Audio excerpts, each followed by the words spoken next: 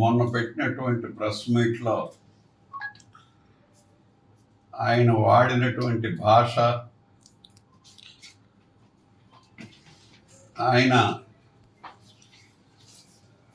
CM గారి పైన చేసినటువంటి వ్యాఖ్యలు తీవ్రంగా ఖండిస్తున్నాం. ఒక ఎక్స్ మినిస్టర్గా మరి అలాంటి వ్యక్తి అంత తీవ్రమైనటువంటి భాషను వాడటం అనేది సభ్య సమాజం కూడా హర్షించదు. ఎందుకు ఆ భాష మాట్లాడాడు ఆయన ఎప్పుడూ లేనిది అనేటటువంటిది ఒక చర్చ ఉంది.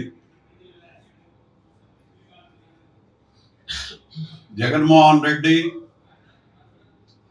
అండ్ కంపెనీ అధికారం లేక భరించలేనటువంటి, బ్రతకలేనటువంటి పరిస్థితుల్లో అధికారమే పరమావధిగా భావించే వ్యక్తులుగా కుట్రలు చేస్తున్నారు అనేటటువంటిది మనకు స్పష్టంగా కనిపిస్తుంది. ఆంధ్రప్రదేశ్కి పరిశ్రమలు రానివ్వకుండా చేయాలని ఇలాంటి అసభ్యకరమైనటువంటి మాటలు, ఈ ఉన్మాదమైనటువంటి మాటలు కుట్రలో భాగమే అని నేను భావిస్తున్నాను. ఎందుకంటే ఓ చేయి మీరు ఎత్తితే 10 చేతులు మిమ్మల్ని చూపిస్తాయి. అసభ్యకరమైన భాష ఎవరికి రాదు? అందరికీ వచ్చు. వీటి వల్ల ఏంటంటే ఎవరేదైనా చేసుంటా, ఇగో మీ కులాన్ని, మీ కుల నాయకుల్ని ఇలా చేశారు, మీ కుల నాయకులు ఇలా మాట్లాడితే తప్ప అని చెప్పి దాన్ని కులాల మీద తీసుకొచ్చేటటువంటి కుట్రలు కూడా జరుగుతున్నాయేమో అనేటటువంటిది నాకు ఇక్కడ స్పష్టంగా కనిపిస్తుంది. మొన్న మనం చూసాం. అలాగే మతాలు కూడా సృష్టిస్తారు, మత కల్లోలాలు కూడా సృష్టిస్తున్నారు. ఒక ఉగ్రవాద చర్య, ఉగ్రవాదం జగన్మోహన్ రెడ్డి గారిలో కనిపిస్తుంది. ఆ ఉగ్రవాద చర్యల వల్ల తల్లికి, చెల్లికి, చిన్నాన్నకి, ఆంధ్రప్రదేశ్ ప్రజలకు ఇప్పుడు ఆ ఉగ్రవాద చర్యల్ని తీసుకొచ్చి కులాల కుమ్ములాట పెట్టాలని, కులాల కుంపటి పెట్టాలని, ఆ కులానికి చెందినటువంటి వ్యక్తుల్ని ఏరుకొని వాళ్ళకి ఉన్మాదాన్ని బోధించి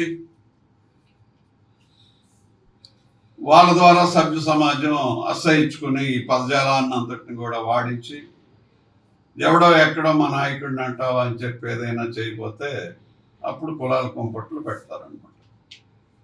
ఇవి కుట్రలు. అలాగే మతాలను కూడా రేపు అవి కూడా చేయబోతున్నారు. ఈ కుట్రలన్నీ జరుగుతున్నాయి. లేదంటే పేరు నాని అంత తిరిగా ఈ కుట్రలో భాగం కాకపోతే ఉన్మాదంగా మాట్లాడే వ్యక్తి కాడని నేను అనుకుంటున్నాను. అంత భాష వాడాల్సిన పనేం లేదు. ఇప్పుడు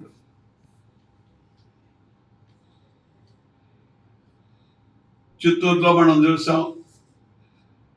వీళ్ళే మామిడికాయలు కొనేసి రోడ్డు మీద వీళ్ళ ట్రాక్టర్లతో పోసేసి వచ్చే ముందు కార్యక్రమం చేయడం. దేనికి ఇదంతా? పొలిటీషియన్కి ఎవరికైనా రాష్ట్రం మీద, రాష్ట్ర అభివృద్ధి మీద, రాష్ట్ర ప్రజల తాలూకా సంక్షేమం మీద పార్టీ పాలసీ ఉండాల. అధికారం మాకు వచ్చేయాలా, దొంగసారా అమ్మాలా, మరి పనికి మాలిన సారా ఇచ్చి కేజీహెచ్లో కూడా మనకు దగ్గరలో ఉంది. ఈ కుంభకోణాలన్నిటికీ అలవాటు పడి అసందర్భ ప్రాలాపనలు పేలించి కులాల కుంపటి, కులాల కుమ్ములాట, మత విద్వేషాలు, మరి జనాన్ని ఎక్కడ కూడా చిన్నది పెద్దది అని చూడకుండా, ఈ రాష్ట్రానికి అభివృద్ధి లేకుండా, ఇండస్ట్రీస్ రాకుండా మిగతా రాష్ట్రాలను జడిచిపోయి చేసేటటువంటి కార్యక్రమాన్ని ప్రజలు హర్షించరు. కానీ ప్రశ్నించాలని అంటాను నేను. ఒక రాజకీయ పార్టీ 5 ఏళ్ళు అధికారం చేసినటువంటి పార్టీ అందులో ఉండేటటువంటి వ్యక్తుల్ని ప్రశ్నించాలి. మీ వల్ల ఈ రాష్ట్రం అభివృద్ధి ఆగిపోతుంది, మీ వల్ల ఈ రాష్ట్రం తాలూకా సంక్షేమం ఆగిపోతుంది, అభివృద్ధి ఆగిపోతే ఇండస్ట్రీస్ రాకపోతే గవర్నమెంట్కి ఇన్కమ్ ఉండదు. అప్పుడు బీహార్తో సమానమే మనం, అప్పుడు ఒరిస్సాతో సమానమే మనం, శ్రీలంకతో మనం సమానం. అందుకు అభివృద్ధిని కుంటుపరచడానికి చేసే కార్యక్రమాలు ఇవన్నీ. ఏ విధంగా అయినా అధికారం చేజిక్కించుకోవాలి అనేటటువంటి రాక్షస మనస్తత్వం ప్రతి వాళ్ళలో నూరు పోసి జగన్మోహన్ రెడ్డి గారు అండ్ కంపెనీ ఇలా ప్రతి వాళ్ళని ఒక ఉన్మాది కింద తయారు చేసి అసందర్భ ప్రాలాపనలు పెట్టి కుట్రలు చేయాలనేటటువంటిది తీవ్రంగా ఖండిస్తున్నాం. మరి పేరుని మా నాని వాడినటువంటి భాషని మరొక్కసారి నేను తీవ్రంగా ఖండిస్తూ, ఇది కరెక్ట్ కాదు. జగన్మోహన్ రెడ్డి కుట్రలో వీళ్ళందరూ భాగస్వాములు అవుతున్నారు. ఎక్కడికక్కడ ప్రతి జిల్లా నుంచి కూడా బయలుదేరుతున్నారు. మొన్న బొత్స సత్యనారాయణ గారు 10 రోజుల క్రితం మాట్లాడుతూ ఉత్తరాంధ్రకు అన్యాయం జరిగిపోతుంది తెలుగుదేశం పార్టీలో. 15 సంవత్సరాలు కంటిన్యూస్ మంత్రిగా ఉన్నారండి మీరు, మర్చిపోతున్నారా? పిసిసి అధ్యక్షుడిగా ఉన్నారండి మీరు. జగన్మోహన్ రెడ్డి దగ్గర అందరినీ 2.5 సంవత్సరాలకు తీస్తే 5 సంవత్సరాలు మంత్రిగా మీరు కంటిన్యూ అయ్యారండి. ఇప్పుడు ఉత్తరాంధ్ర ఇన్ఛార్జిగా ఉన్నారండి. 5 ఏళ్ళ అధికారంలో ఉత్తరాంధ్ర ఎక్కడ కనబడలేదా? బొత్స సత్యనారాయణ గారు ఉత్తరాంధ్రకు అన్యాయం అయిపోతుంది అంటున్నాడు ఆయన. ఉత్తరాంధ్ర ఇప్పుడు జ్ఞాపకం వచ్చిందా? అంటే ఒక ఉన్మాదుల్లా తయారవుతున్నారు. టెర్రరిస్టులు అంటే ఏమంటారు?